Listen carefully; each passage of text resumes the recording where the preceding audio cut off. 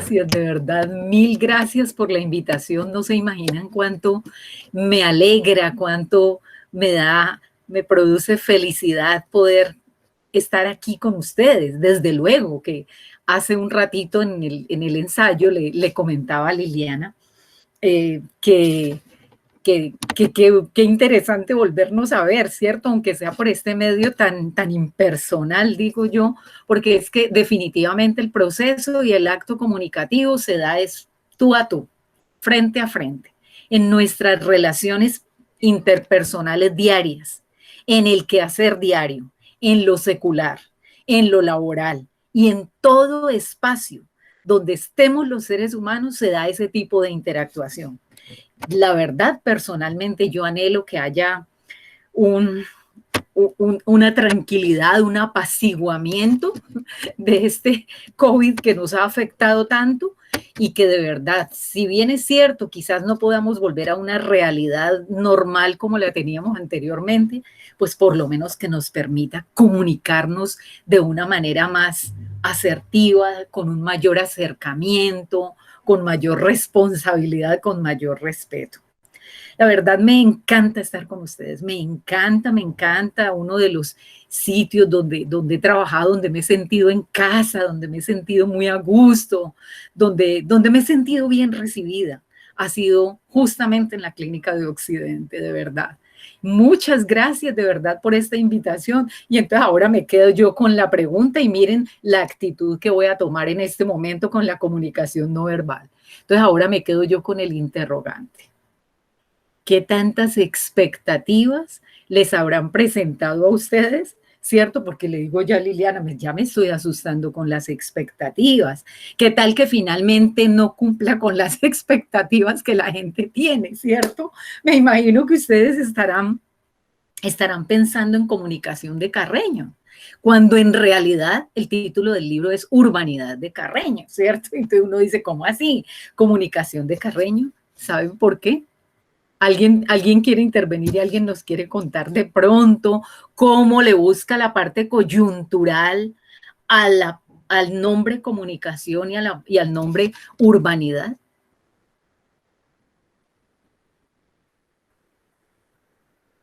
¿Alguien desea intervenir? Hola, buenas tardes. ¿Cómo me le va? Bien, muy bien. ¿Con quién tengo el gusto? ¿Dora? Emma Margarita Muñoz. Ay, Emma Margarita, qué alegría saludarla. Aquí estoy presente escuchando la publicidad. Yo creo que es cierto, la expectativa existía porque decíamos, bueno, conocemos es de la urbanidad de Carreño, pero comunicación de Carreño, pues nos quedaba como el interrogante. Pero yo sí opino que así como hay unas normas de urbanidad para la convivencia diaria y para un buen vivir, digamos, con todos nuestros semejantes de respeto y armonía, pues igual debe existir con la comunicación. Eso es lo que opino. Qué interesante, Emma Margarita, qué interesante. Perdón, un segundito, voy a conectar este ventilador, un segundito. Sí, así como existe efectivamente una urbanidad de Carreño, una urbanidad de Carreño está basada en un acto de comunicación. Es decir, comunicarnos para podernos comprender, para poder sobrellevar la vida, para poder sobrellevar también nuestras cargas y compromisos laborales y personales. Una comunicación que me permita trascender, llegarle al otro, permitir que él se exprese y escuchar yo la expresión de esa otra persona. Y entonces decimos, bueno, ¿y qué pasó con el señor Carreño? Interesante, porque es que fíjense que Carreño no era colombiano. El señor Carreño, José Antonio Carreño, era venezolano, y por allá en 1853 y antes él comenzó a trabajar muy preocupado, comenzó a visitar todas las escuelas públicas que pudo. Se desplazó hasta Cúcuta y ya llegando acá a Cúcuta llegó a una de las escuelas del general Antonio Nariño y ahí en esa escuela él dio muchas clases, mucha formación sobre la importancia de un lenguaje bien hablado. sobre la importancia de la urbanidad. O sea que la urbanidad, urban, significa gente, conglomerado de gente, grupo de personas, comunidad, y la palabra comunicación viene de comunidad, que significa todo en común donde todos nos podamos comprender. El problema es, mis estimados, que la comunicación ha tomado rumbos impredecibles, ha tomado rumbos diferentes, ha tomado unos rumbos que uno diría para dónde vaya, hacia dónde nos llevan y qué va a ser del proceso de comunicación. Y dentro de esos procesos de comunicación, pues se ha abandonado, se ha dejado el buen gusto, el glamour, la etiqueta, las buenas maneras, el saludar. Ya creemos que saludar no es tan importante. Buenos días, buenas tardes, con permiso, por favor me presta, tenga la bondad, aquí le devuelvo. Muchas gracias por su trabajo, fue un trabajo excelente. Muchas gracias por su ejercicio, por su intervención, es muy interesante. Pareciera como que en medio de tanto atofagamiento, tanto ejercicio, tantos compromisos que tenemos, nos están absorbiendo tanto que nos estamos olvidando de esa parte vital, de lo coyuntural que es la urbanidad con la comunicación. Es decir, para que haya una adecuada urbanidad, tiene que haber necesariamente una adecuada y asertiva comunicación. Fíjense que yo mirando la vida del señor Carreño, las visitas que él hizo a las instituciones, especialmente él visitaba las instituciones educativas, porque él decía, si educamos a los niños más pequeños y a los jóvenes, la posibilidad de proyectarnos hacia el adulto es muy interesante, porque los niños van y le cuentan a sus papás, los jóvenes van y lo transmiten no solamente a sus compañeros, sino también en sus casas, y entonces me llama mucho la atención. Porque para que se llame comunicación de Carreño es porque don Carreño en 1853 se tuvo que basar necesariamente en un antiquísimo, es decir, muy, muy antiguo, manual de un texto que encontraron unos monjes tibetanos y encontraron un texto que se titulaba El lenguaje, que yo en algún momento en las clases que tuve allá en la Clínica de Occidente, pues pudimos leerlo en una de las clases. Está inclusive titulado El lenguaje. Dice que un día al gran filósofo Confucio, un hombre muy reconocido por su gran sabiduría, su respeto, su don de gentes, lo cordial que era y además lo honesto, buen trabajador. Un día la gente del pueblo le preguntó a Confucio, oiga, señor Confucio, ¿qué haría, qué cosa haría usted primero? Como algo muy, muy importante, destacadamente importante, si algún día le llegaran a encargar la administración de este país. Pues Confucio se puso a pensar, primero pensó antes de hablar y dijo, pues porque la gente esperaba que por tratarse de un hombre tan inteligente como él, de un hombre tan sabio a quienes todos iban y preguntaban y él siempre tenía el consejo oportuno y adecuado, la palabra exacta, la palabra precisa. Entonces estaban esperando una respuesta sorprendente y él de una manera muy humilde, muy sencilla y muy clara explicó, si algún día a mí me encargaran el privilegio de administrar el país, lo primero y más urgente que yo haría sería indudablemente corregir el lenguaje para que éste se convirtiera en una asertiva comunicación. La gente se extrañó, pero ¿qué respuesta es esta? Esperábamos algo más elaborado, algo más cargado, quién sabe, de retórica, no sabemos, pero la gente le dijeron, bueno, pero ¿por qué piensa usted de esta manera? No pensó en la economía, no pensó en la vivienda, no pensó en las finanzas, no pensó en la educación y la salud. Cuando le preguntaron el porqué de la respuesta, Confucio igualmente, de una forma sencilla, les dio la siguiente explicación, que ciertamente es una gran demostración de su sabiduría y que nos hace a nosotros siglos después pensar y reflexionar como lo hizo con el señor Carreño, pensar en la gran importancia de un lenguaje correcto para que basado en él pueda haber una excelente y asertiva comunicación, sobre todo una comunicación de sensibilidad, una comunicación donde yo pueda ponerme en el lugar del otro, donde yo pueda escuchar al otro con respeto, con atención, poniendo en el lugar de él, mirando sus motivos, teniendo presente sus intenciones y teniendo presente qué es lo que esa persona en un momento dado está requiriendo, está preguntando, está necesitando. Así que un día Confucio escribió esto que les voy a leer a continuación. Si el lenguaje no es correcto, lo que se dice entonces, pues no es lo que se quiere decir. Y si lo que se quiere decir no es lo que se está diciendo en realidad, entonces lo que debe hacerse definitivamente no se hace. Y si no se hace, decía Confucio, debe hacerse. Las artes y la moral sufren menoscabo, o sea que se rebajan las normas. Y la justicia se abandona. Y si la justicia se abandona, la gente es presa de la confusión y del caos. Por eso, dijo el señor Confucio, el lenguaje no debe ser ambiguo, no debe ser enredado, no debe ser como que sí es y como que no es, sino perfectamente claro.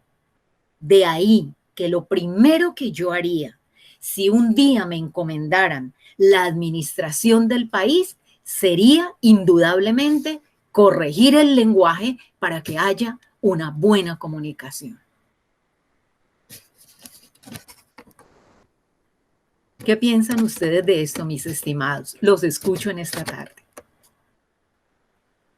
Más me interesa lo que ustedes puedan pensar al respecto. Profesora Isabel, muchas gracias por tu Ay, doctor enseñanza Linares, qué alegría. ¿Cómo estás, Isabel? Muy bien, Qué rico ver. Pues nada, pues este tema para todos nosotros, para todos los oyentes, es fundamental, porque en este medio tan moderno, a veces las comunicaciones no son tan asertivas, no se puede entender el mensaje si no está bien redactado, no sé qué, pues, lo que uno quiere decir, a veces las personas no lo reciben de esa manera, y lo que tú acabas de expresar, ser muy, muy asertivo en la comunicación es muy importante. Muchísimas gracias, doctor Linares. Imagínense, lo que debe hacerse no se hace, y si no se hace, debe hacerse, decía el señor Confucio.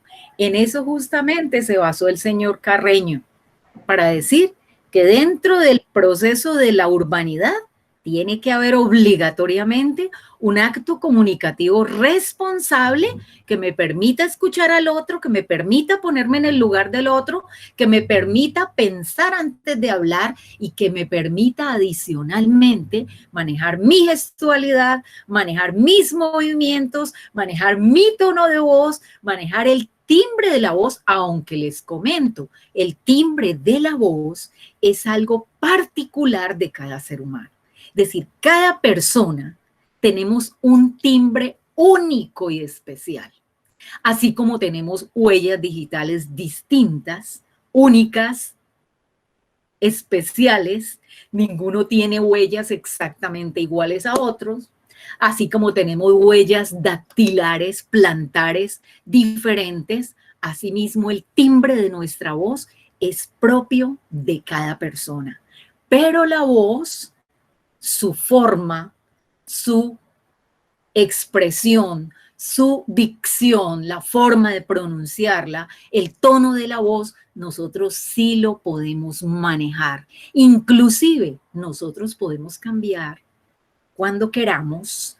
Cuando comencemos a trabajar sobre eso, podemos cambiar el tono de la voz. A veces las personas no dicen ninguna grosería, ¿cierto? Una estudiante decía, ay, instructora, pero es que usted mire, usted me llama la atención a mí y yo no le dije esta palabrota, ni esta otra a Pepita Jiménez. Ah, claro que tú no le dijiste eso, yo sé que tú no vas a usar esas palabras, pero, ¿y tus gestos, tu tono de voz, la manera como te paraste delante de ella, la manera como la miraste y los gestos que le hacías adicional del tono de voz eran de una persona que estaba agrediendo a la otra persona?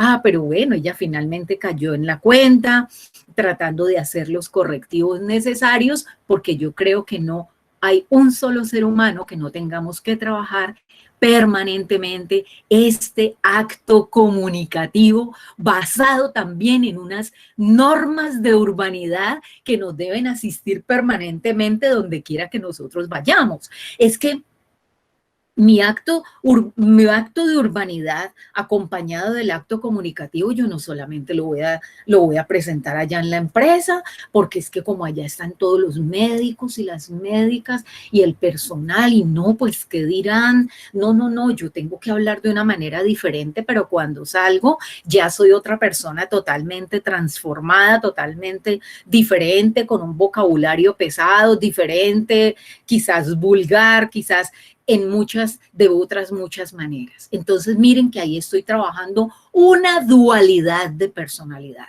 Y esa dualidad de personal, inclusive en la parte mental y en la parte emocional, no son nada positivas. Es decir, de la misma manera como yo aquí trato a las personas, manejo un tono de voz, manejo una comunicación no verbal asociada a esa importante comunicación verbal, ya que tan importante es la comunicación verbal como la comunicación no verbal. El reflejo, la proyección que yo le estoy dando a la otra persona va a decir muchísimo cuando las dos partes se unen, es decir, tanto la verbal como la no verbal. Las personas siempre preguntan, ¿y cuál de los dos actos comunicativos es más relevante, es prioritario, es supremamente importante? Uno dice, ¿será el oral? Porque es que las palabras tienen peso, las palabras tienen vida, las palabras tienen oídos, las palabras tienen intencionalidad, las palabras tienen momentos históricos, las palabras tienen historia. Las palabras tienen todos los elementos suficientes para construir la vida de los demás seres humanos o también para destruir la vida de los demás seres humanos, donde se dice que el poder de una persona radica justamente en el manejo de sus palabras.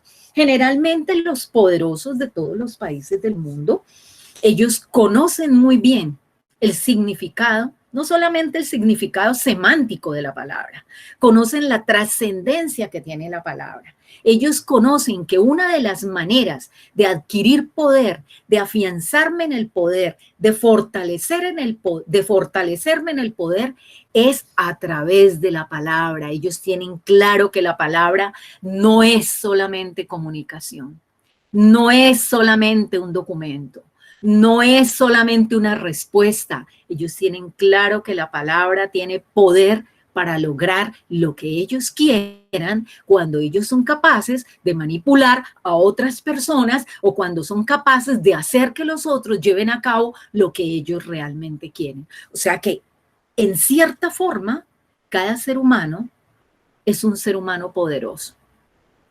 ¿Por qué es un ser humano poderoso? Porque si logramos manejar adecuadamente la palabra, si logramos manejar la palabra en un contexto cultural determinado, logramos manejar un vocabulario, que voy a quitar la palabra técnico y más bien podríamos hablar de un vocabulario profesional, de un vocabulario intelectual. Eso significa que hay muchas posibilidades. Eso le da posibilidades a las personas para que se sientan por encima de otras personas. Pero hay 5 elementos, mis estimados, mis muy estimados. Hay 5 elementos que los seres humanos pensantes, que los seres humanos inteligentes, que los seres humanos racionales, como cada uno de nosotros, debemos tener presente. Esos 5 elementos están presentes en todos los idiomas del mundo, absolutamente en todas las lenguas del mundo, están presentes en todos los idiomas del mundo. El español está para ocupar el segundo lugar a nivel mundial. Y hay países del mundo, por ejemplo Suecia, donde dentro de 5 años tendrán como tercera lengua el idioma español. Hay muchas expectativas al respecto. Para ellos allá, como futuros hablantes del idioma o conocedores parciales del idioma, para ellos también es el mensaje. Los mismos 5 elementos. El primer elemento es escuchar. Necesitamos desarrollar cada día la capacidad de escuchar a los demás. Pero también necesitamos desarrollar cada día la importante habilidad de escucharnos a nosotros mismos. ¿Qué es lo que quiero yo? ¿Qué es lo que me inquieta a mí? ¿A qué le temo yo? ¿Qué elementos me están molestando y causando situaciones difíciles en mi trabajo, en mi hogar, con mi esposa, con mi pareja, con mis hijos, con las personas con quienes entro en contacto? ¿Qué pasa que yo he perdido la habilidad de pronto, no por la habilidad auditiva, sino la capacidad de nosotros poder escuchar a otros? Es decir, primero lo aplicamos a nosotros mismos, pero tenemos el primer elemento que es escuchar. Y si no, mis estimados, miremos nosotros cómo cada uno de nosotros en todos los episodios e historia de nuestra vida nos damos cuenta que es posible aprender de otras personas mientras yo las escucho con atención. ¿Cuántas cosas, mis queridos, he aprendido mientras he escuchado con atención y respeto a otras personas? Quizás sean sus puntos de vista totalmente diferentes de los míos. Cuando me convierto en una persona capaz de poner mis pensamientos, mis sentimientos en tela de juicio delante de otros, cuando permito que otros me juzguen, cuando permito que otros me critiquen, critiquen el texto, critiquen el tema, critiquen lo que esté diciendo, porque quizás ellos no están de acuerdo conmigo y de pronto yo, en lugar de enojarme porque no están de acuerdo, pues de imponerles por obligatoriedad mi punto de vista o mi conocimiento, que puede ser útil, muy razonable, muy verdadero, pero donde yo soy capaz de escuchar, yo lo que estoy haciendo es enriqueciéndome como un punto de vista diferente que me va a permitir fortalecer mi texto, que me va a permitir fortalecer mis habilidades comunicativas, que me va a permitir desarrollar algo muy escaso, mis estimados, en nosotros los seres humanos, que se llama la humildad y la paciencia. La humildad no es ponerme de tapete para que todos pisen sobre mí. La humildad es la capacidad de ponerme en el lugar del otro, de tratar de trascender hacia el otro, no de imponerle al otro, de pensar en el otro y de mirar cómo a través de esa diferencia que hay entre él y yo, juntos podemos crecer aún en medio de esa diferencia. Eso es una grandeza de espíritu, una grandeza de corazón. La capacidad de escuchar se ha puesto lingüísticamente en el primer lugar, especialmente porque uno de los órganos que se desarrolla con mayor celeridad, uno de los órganos que se desarrolla muy rápidamente cuando una mujer está en su gestación, es justamente todo el aparato auditivo. Todo ese aparato auditivo se pone como en función y en contacto con ese mundo externo para mirar qué es lo que dice el mundo externo, en qué tono habla el mundo externo, cuáles son las posibilidades de ese mundo externo y qué intencionalidad hay detrás de cada palabra y hay detrás de cada tono y hay detrás de cada timbre y detrás de cada frase que nosotros hilamos y que luego a veces de manera descuidada la lanzamos al aire creyendo que simplemente las palabras son aire. Las palabras no son aire. Las palabras tienen peso. Las palabras golpean, mis estimados. Las palabras destruyen. Las palabras aniquilan. Las palabras pueden ser un rocío consolador para un alma agobiada, para un alma que está atribulada por una enfermedad, por una situación económica que se sale de sus manos y no encuentra cómo resolverla, por una situación que me permite dirimir ese conflicto que hay entre mi compañero y yo, entre el compañero y el otro compañero que vino a mí en busca de una ayuda en un momento dado. La palabra me permite ser sal. La palabra me permite ser miel, la palabra me permite ser roca, la palabra me permite ser vida y dar vida, comunicar vida y tener presente que antes de lanzar cada palabra, primero debo hacer el ejercicio de pensar, respirar y detenerme. En segundo lugar, me encuentro con la palabra hablar. Entonces ya tenemos escuchar, venimos con hablar, porque una persona que es capaz de escuchar es una persona que es capaz de hacer una operación mental, una operación cognitiva y cognoscitiva con el fin de poder transmitir lo que aprendió, lo que le dijeron, lo que escuchó, interpretarlo adecuadamente. Por eso somos tan responsables de esa palabra que sale de nuestra boca.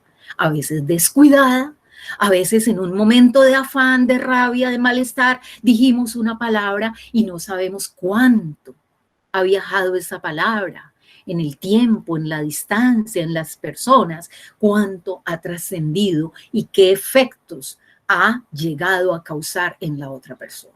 Entonces decimos hablar, decimos escuchar, decimos hablar, porque quien escucha bien es capaz de hablar. Pero hablar no solamente se queda al lado de escuchar, también tengo que acompañarlo de otro elemento muy importante que es la lectura. Un cerebro sin lectura, pues es un cerebro que no tiene de dónde tomar ideas, tomar pensamientos, de dónde acomodar sus estructuras mentales para poder producir un texto en un momento dado, si se va a comunicar a través de lo escrito o si se va a comunicar a través de la oralidad, porque existen otros tipos de comunicación que más adelantito les estaré hablando de esos tipos de comunicación. Entonces, tenemos escuchar, tenemos hablar y tenemos leer. Pues ya escuchamos bien, ya somos capaces de hablar, ahora lo unimos a la lectura, la cual nos va a enriquecer impresionantemente, y cuando lea, por favor, deténgase. Cuando lea, compare. Cuando lea, hágale preguntas al texto, haga preguntas intraparráficas, es decir, dentro del párrafo. Haga preguntas heteroparráficas, es decir, relacione un párrafo con otro párrafo para mirar qué relación tiene y si la respuesta de pronto puede estar en uno de los dos párrafos. Haga preguntas extraparráficas, es decir, por fuera del párrafo, como quien dice, viendo los toros desde la barrera, hágale preguntas a ese texto y mire qué respuesta puede encontrar intratextualmente o extratextualmente, si usted desea una respuesta por fuera, pero basándose en el contenido y en el tema de ese texto.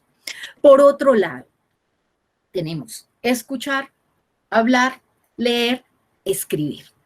Una persona que lee, una persona que escucha, una persona que se compromete, una persona que cuando lee un libro, un texto, un documento, un artículo, es capaz de detenerse, de tomar esta palabra, anfibología, ¿qué querrá decir esto?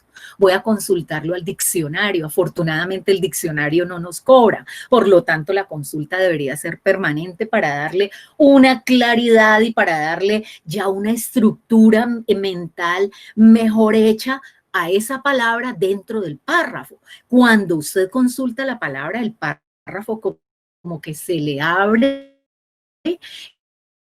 en interpretación, en conocimiento.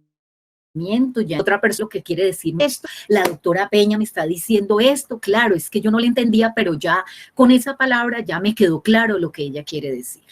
Así que es muy importante que tengamos esos 5 elementos pendientes. Escribir, Pero en su parte y fase final encontramos que todos estos elementos tan importantes, pero tan complejos también, escuchar, hablar, leer, escribir, están basados en la interpretación.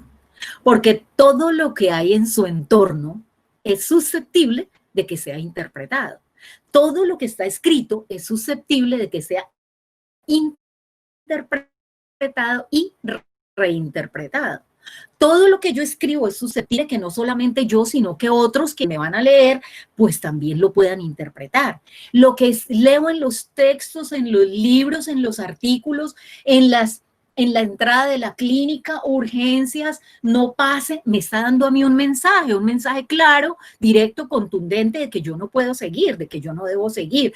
Pero es que yo tengo mi paciente allí al otro lado y yo la gravedad. Sí, su paciente está allí al otro lado, pero mire que aquí hay algo que le está diciendo. Busque otra persona, busque cómo comunicarse con otra persona, deténgase en un momento dado, pero también de allá adentro para acá, trate de poner que tiene a ese paciente allá adentro. Eso no es fácil porque tenemos muchas personas a quienes atender y a quienes quisiéramos darle lo mejor. Pero la comunicación, mis estimados, cuando es enrutada por un verdadero camino, la ciencia de la interpretación en la cual se basa va a ser mucho mejor. Va a ser más fluida, va a ser más pensante, va a ser más relacional, me va a permitir esclarecerla, me va a entender lo que se escribió, entenderlo para mirar de qué manera yo también me voy a poder comunicar asertivamente con los demás. Es decir, poniéndome en el lugar de ellos, que tanto ellos me de esos 5 elementos, escuchar, hablar, leer, escribir e interpretar, el proceso comunicativo va a ser muy difícil, muy difícil. Todo eso está basado en una V grandotota, que yo siempre les comentaba cuando estaba en las clases con ustedes y les digo también a otras personas con las que voy a trabajar. Les digo una V grandotota que se llama voluntad.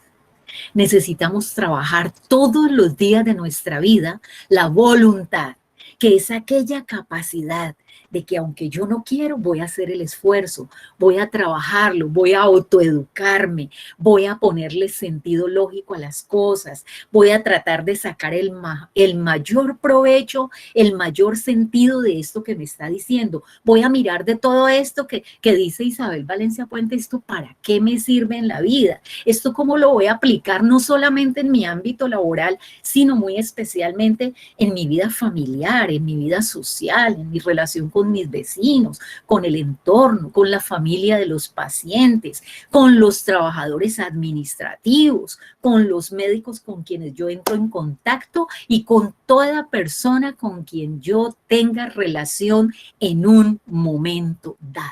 Así que comunicarme es vital, pero vital es que yo desarrolle la capacidad de querer comunicarme adecuadamente y asertivamente. Entonces, en cuanto a esto, tendríamos que referenciarnos obligatoriamente en pensar que según esto, mis estimados, para usted, ¿qué es el acto comunicativo? Así como el acto de urbanidad está íntimamente relacionado con la comunicación de Carreño, que ahora digo la comunicación de Carreño y no la urbanidad de Carreño, entonces díganme ustedes, entonces, comunicación, ¿qué es? ¿Qué es comunicarse?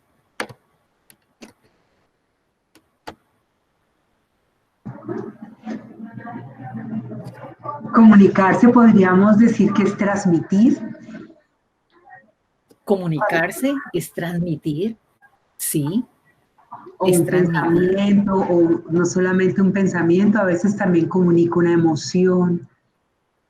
A veces comunicamos emociones, comunicamos pensamientos, ¿cierto? Comunicamos nuestras ideas, comunicamos nuestros puntos de vista, comunicamos nuestras creencias. comunicamos los conocimientos que tenemos, comunicamos pensamientos, pero para comunicar el pensamiento también debo pensar el pensamiento.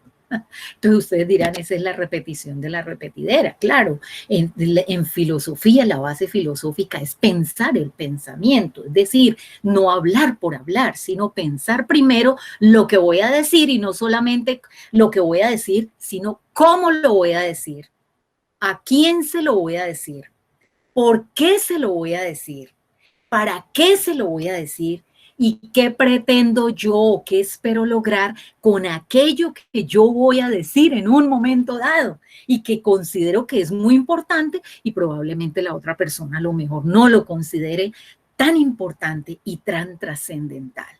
Entonces les pregunto, mis estimados, ¿somos responsables del acto comunicativo?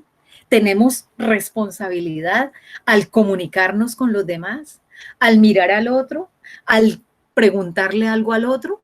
Hay que pensar. Definitivamente nos lleva a establecer unos parámetros de mucha sensibilidad con el otro y con los otros, pero sobre todo conmigo mismo. Tengo que comunicarme conmigo mismo. ¿Usted habla con usted o no? Porque yo sí hablo mucho conmigo, pero no delante de la gente. ¿Saben por qué? Van a decir que estoy loca, ¿cierto? Entonces no hablo delante de la gente, pero yo sí hablo conmigo y me regaño y me llamo la atención y me digo un poco de cosas. ¿Usted también hace eso?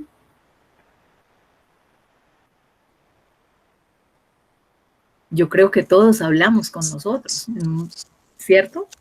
En un momento dado. Necesitamos hacerlo.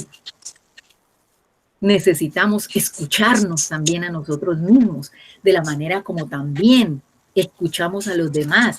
Les recuerdo, los demás desean ser escuchados, anhelan ser escuchados. Cada ser humano necesita y quiere ser escuchado, pero a veces las personas dicen, no, yo no me voy aquí, yo me voy porque aquí no hay eco, aquí no me escuchan, no me atienden, nadie viene y se pone en el lugar mío para tratar de entender lo que yo estoy pensando o el proyecto que tengo o la idea que tengo para cambiar esta oficina y transformarla en algo mejor, en algo diferente. No hay eco.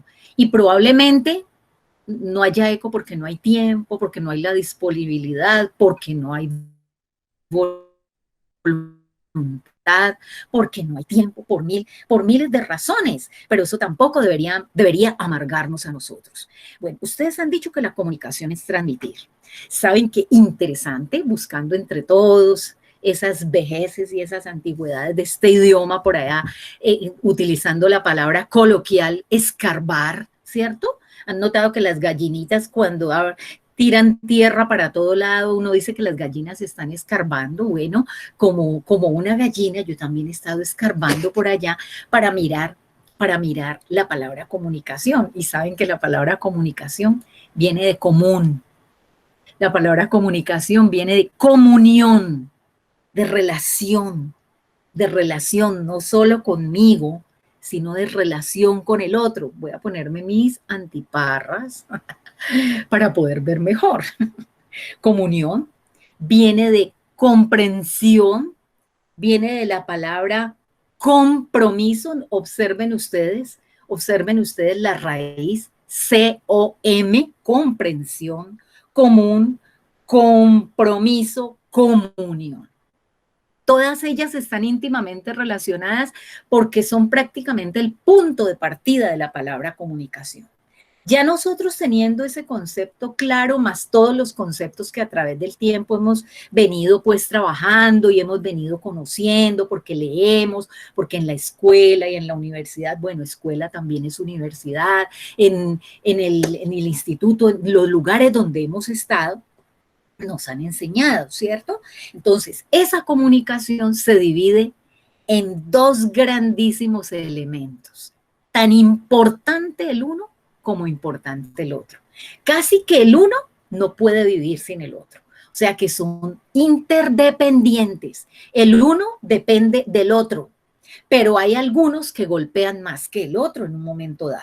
Entonces me encuentro que la comunicación se divide en comunicación verbal que todos los lingüistas decimos que se llama CB, para decir comunicación verbal, y en comunicación no verbal, que decimos que se llama CNB, comunicación no verbal. Entonces miremos la comunicación verbal, porque todos nos comunicamos verbalmente. Entonces, cuando usted le hablan de comunicación verbal, ¿de qué le están hablando? ¿Qué interpreta usted que le están diciendo en un momento dado? Si yo le hablo a usted de comunicación verbal, ¿usted cree que yo me estoy refiriendo a qué cosa? Buenas tardes. Hola. Buenas tardes. Mi nombre es Mónica, soy la recepcionista de la Clínica de Occidente. Muchas gracias Hola, por su aporte. Mónica, qué gusto. Pues para mí verbalmente es una comunicación que sale de tu boca y expresas lo que sientes y lo que motivas en ese momento a hablar. Le voy a pedir un favor de que me dé 2 minutos o medio minuto, de resumir una situación que me impactó bastante. Que Adelante, Mónica, esto es un espacio democrático. Sí. Lo vi hoy porque me impactó bastante una situación del escultor Brito, el escultor brasilero, que para mí también era un referente que yo lo sigo. Y en un restaurante hubo una situación muy incómoda que el señor gritó, abofeteó, trató muy mal a los empleados de ese restaurante en la Florida. Ese señor explotó en rabia contra todo el mundo y la comunicación de él fue vulgar, atrevida, grosero. Lo expresó muy mal. La dueña del restaurante, que es la jefe de todos los empleados de muchos años, se queda mirando y no dice absolutamente nada y le siguen sirviendo la comida al señor. Pero la dueña del restaurante toma una gran decisión. Por eso digo siempre que siempre hay una causa, una consecuencia detrás de una causa, de todo lo que uno diga. Ella tenía una escultura de $4.800 y al frente del restaurante está la galería del señor. Ella fue, tocó la puerta y le dijo que por favor nunca más se fuera para el restaurante, que no lo quería volver a ver nunca más por el modo y el trato que le hizo pasar a los empleados de muchos años y que los respetaba tal cual como eran ellos. Y que la escultura que le había regalado el esposo de $4.800 se la regalaba, se la devolvía y se la partió. O sea, hay modos de haber actuado allí la señora, no tirarle la escultura o quedarse callada y solamente porque está sentada una figura pública y una persona importante, por debajo a los demás. Entonces, lo que yo hago en síntesis es que ninguno merecemos maltrato de nadie por lo que hablemos, sino que merecemos respeto. Merecemos respeto. Gracias, Mónica. Interesante intervención que nos hace pensar, ¿cierto? Que nos hace pensar que a veces, aunque haya razones para actuar de determinadas maneras, siempre es importante detenernos. Siempre es muy importante y muy inteligente detenernos antes de lanzar esa palabra, antes de hacer lo que vayamos a hacer, antes de tomar una decisión. Es muy cuerdo, muy inteligente y muy oportuno pensar. Pensar es muy importante. Bueno, mis estimados, a ver, les comento también lo siguiente. Resulta, Mónica me dice que la comunicación verbal es aquella que tiene que ver con la palabra hablada, ¿cierto? Con la palabra audible, con la palabra que yo le escucho a la otra persona. Claro, esa palabra viene acompañada de una cantidad de elementos internos, de las rabias de la persona, del descontento, de los desacuerdos, de las opiniones diversas, de los puntos de vista que no coinciden con esa palabra. Es decir, vienen con toda una carga emocional. Cada palabra viene con una carga emocional. Pero resulta, mis estimados, que la persona se siente muy afectada, especialmente porque la palabra es audible y la persona la escucha es como si fuera, así como cuando yo hago esto, un golpe, y como que, uy, esta persona que yo creía que nunca me iba a hablar de esta manera, me iba a contestar de esta manera, qué grosera, me está contestando, me está hablando de esta manera. Entonces, eso golpea severamente la sensibilidad de las personas, pero cuando yo afecto la sensibilidad de los demás, el primer afectado indudablemente soy yo. No es tan como parece de que esa persona hace y hace y hace y a él no le pasa nada. No, esa persona emocionalmente comienza a llegar su bagaje, comienza a llevar su carga, comienza a llevar una situación que tarde o temprano le va a obligar a replantear su forma de ver la vida y su forma de tratar a las demás personas, sin importar ella qué rango tenga, si su rango es muy importante y muy alto o si su rango quizás es diferente dentro de un contexto laboral o fuera de un contexto laboral.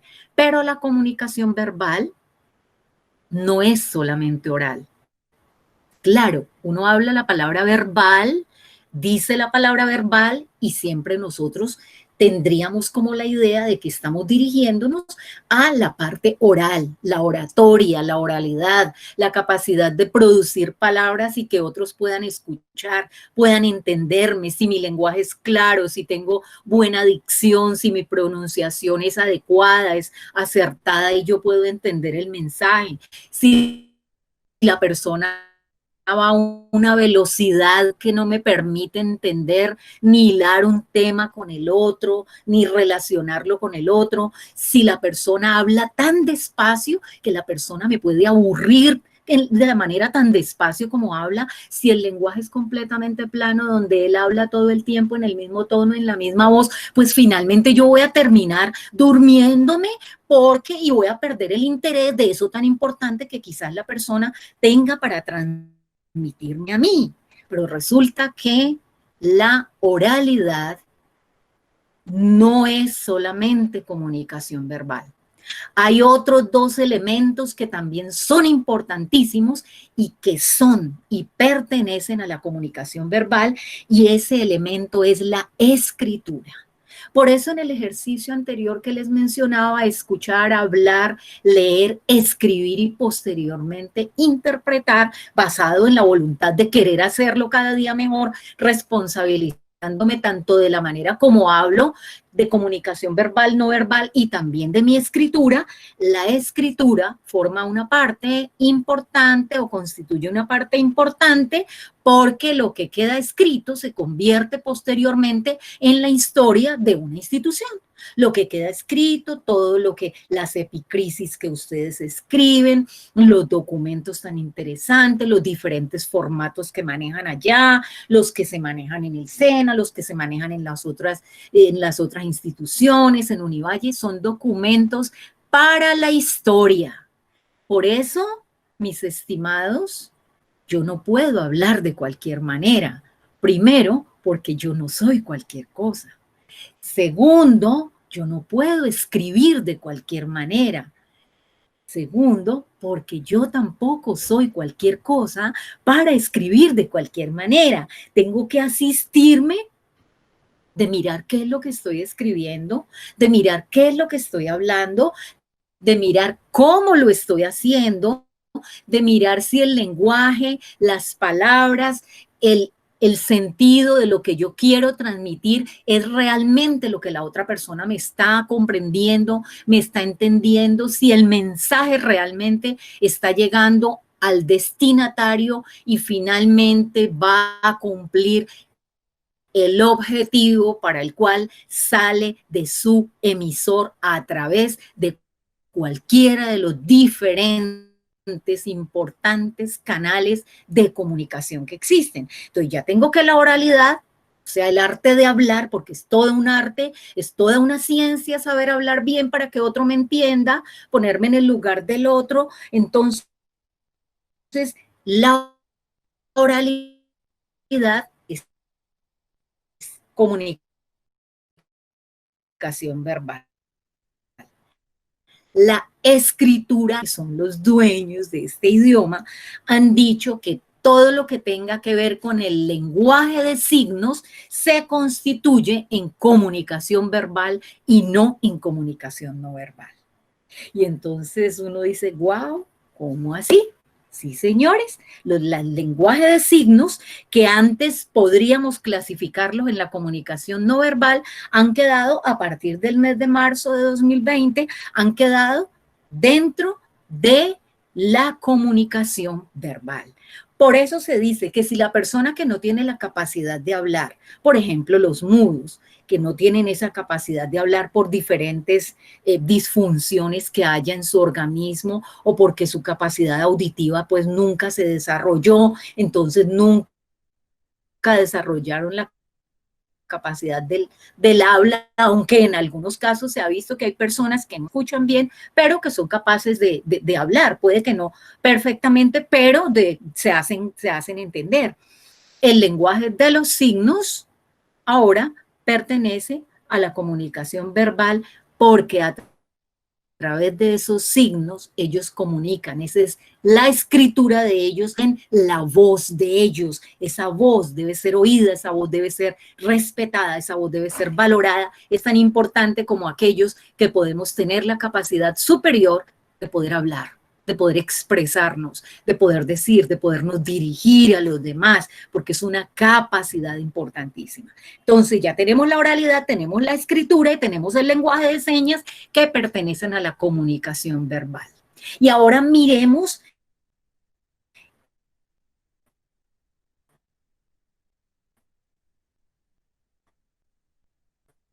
el, el otro formato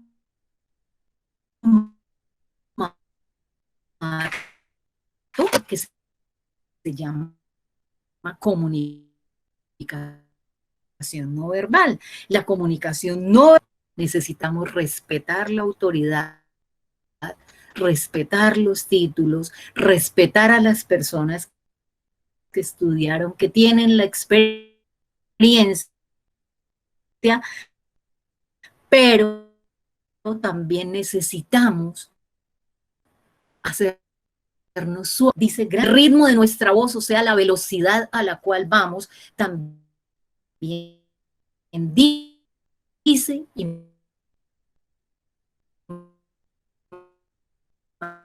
manifiesta una gran cantidad de nuestra idea, de ver la cohesión de las ideas y los párrafos, si estoy escribiendo o si de pronto estoy hablando.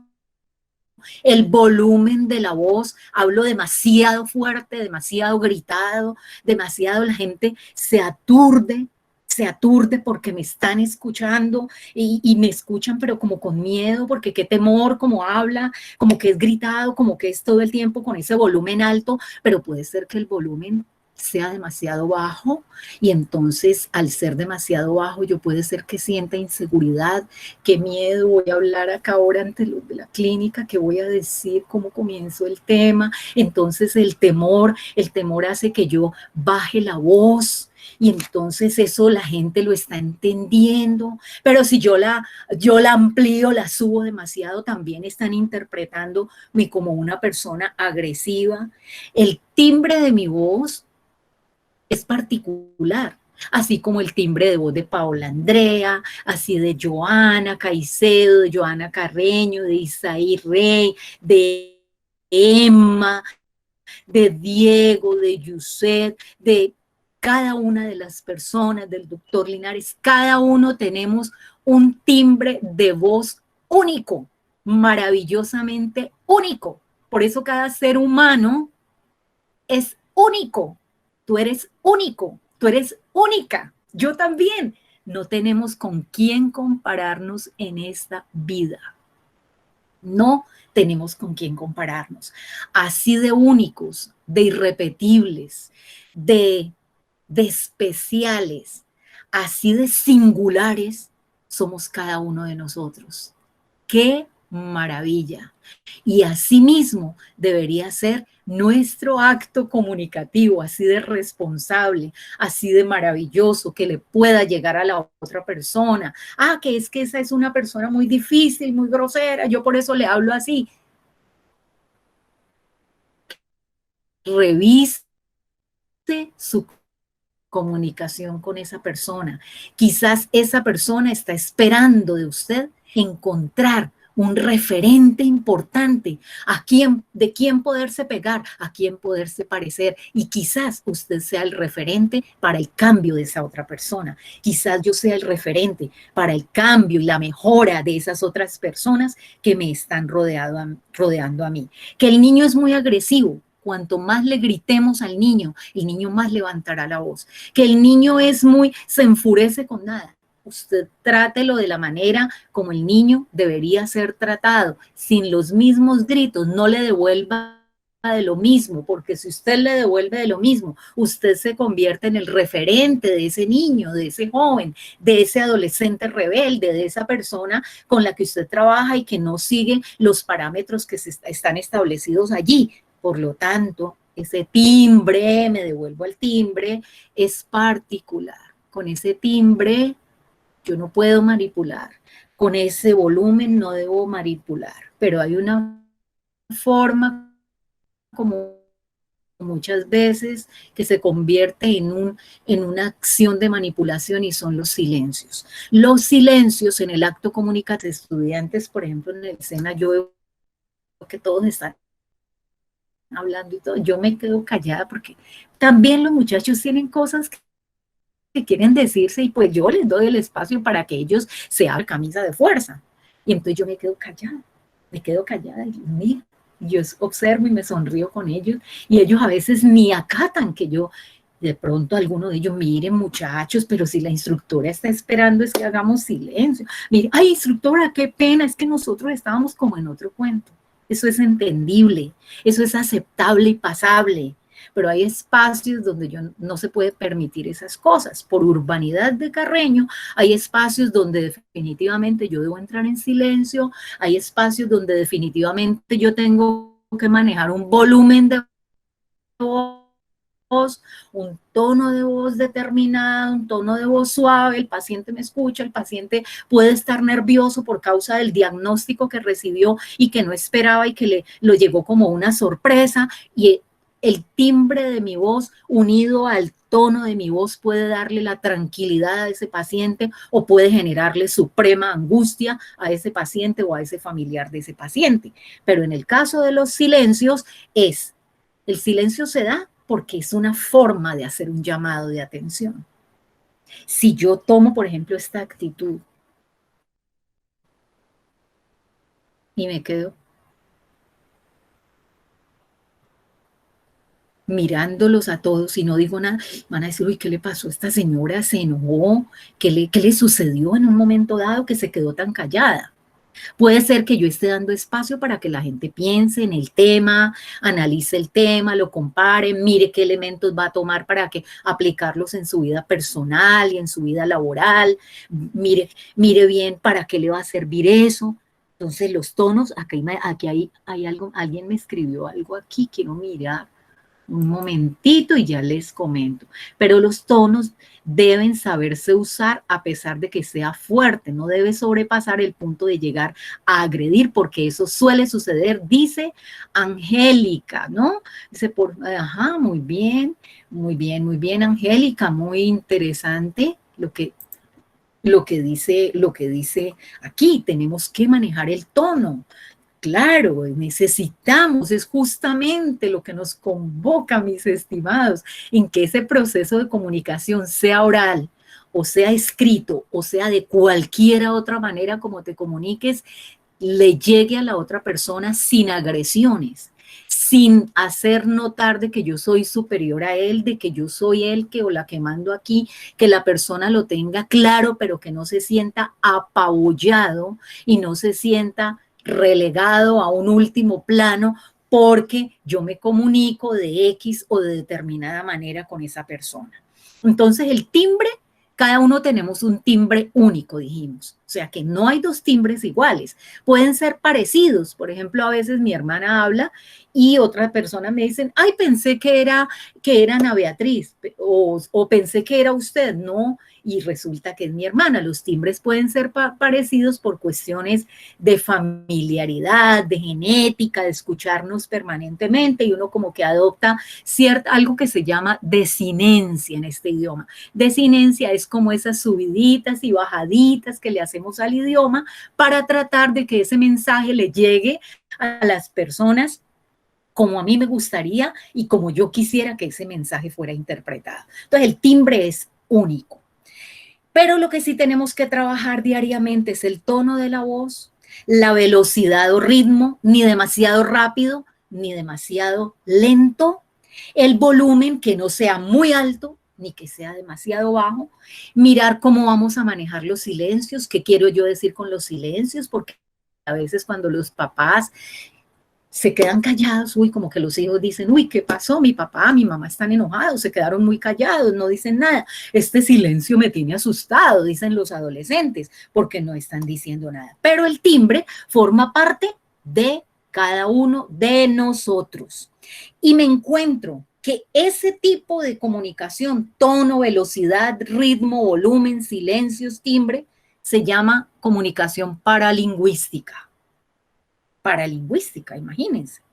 Pero resulta que hay otro tipo de comunicación no verbal que es la expresión facial, porque es que usted y yo hablamos con la cara, hablamos con los gestos, hablamos con las miradas, hablamos con los pucheros que hacemos cuando decimos, mire quién llegó, y usted estira la boquita para decir que alguien llegó. O cuando usted dice, qué pereza, y hace todos los moñitos que le hacemos nosotros a la cara y todo eso los demás están interpretando. Es porque la persona no me cae bien, no me gusta, no, para nada, ¿cierto? Entonces, ahí estoy manejando mi expresión facial y a veces esa expresión facial dice demasiado, doctora Liliana, dice demasiado de nosotros. Podemos agredir al otro con nuestra expresión facial o podemos aceptarlo porque una sonrisa, nadie necesita tanto una sonrisa como aquel o aquella que no tienen ninguna sonrisa para dar. Y la expresión facial, la mirada, la postura cuando yo hago esto, por ejemplo, cuando yo hago esto o le digo a mis estudiantes, ¿y ustedes cómo les ha ido? ¿Están bien?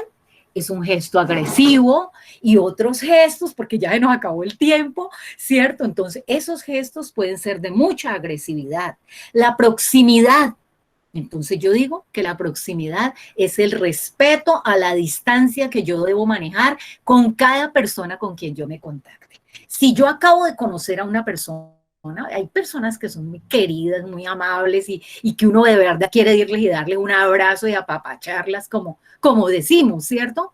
Pero resulta que si yo acabo de conocer a esa persona, la verdad, por respeto, por urbanidad de Carreño, por buenas prácticas, por glamour, por etiqueta, por buenas maneras, yo evito hacerlo aunque me gustaría hacerlo. Es el manejo responsable y respetuoso de cada uno de nuestros espacios. Así, por ejemplo, el espacio laboral se trabaja de una manera un poco más separada, pero el espacio personal, el espacio del hogar se maneja de una manera más aproximada. A eso se le llama comunicación proxémica y eso también tiene una urbanidad de Carreño y una comunicación de Carreño. Todo esto que hemos hablado está basado justamente, mis estimados, en lo que el señor Carreño escribió, bueno, y otros escritores y otras cosas que vamos encontrando a lo largo de nuestra vida. Entonces, el manejo del espacio personal es muy importante. No se le acerque más de una zancada de pie a una persona que usted no conoce. Únicamente si usted sabe que la persona de pronto no le molesta que le den un abrazo, a mí no me molesta que me den un abrazo, yo me dejo dar un abrazo y yo también lo doy, pero como no tenemos letrero para que la otra persona nos diga a quién abrazar y a quién no, evite hacerlo. Usted puede ser muy amable, muy gentil, muy sencillo, pero necesitamos manejar esto. Así, mis estimados y estimadas, ha sido un placer estar con ustedes en esta tarde. Deseo que Dios les bendiga con gran abundancia, que podamos seguir adelante y que podamos realmente convertirnos en comunicadores asertivos, porque comunicarse es vital y supremamente importante, y porque la comunicación es vida para la vida y las palabras son vivas para el bien o son para el mal. Nosotros decidimos cómo nos comunicamos. Un abrazo muy especial para cada uno de ustedes.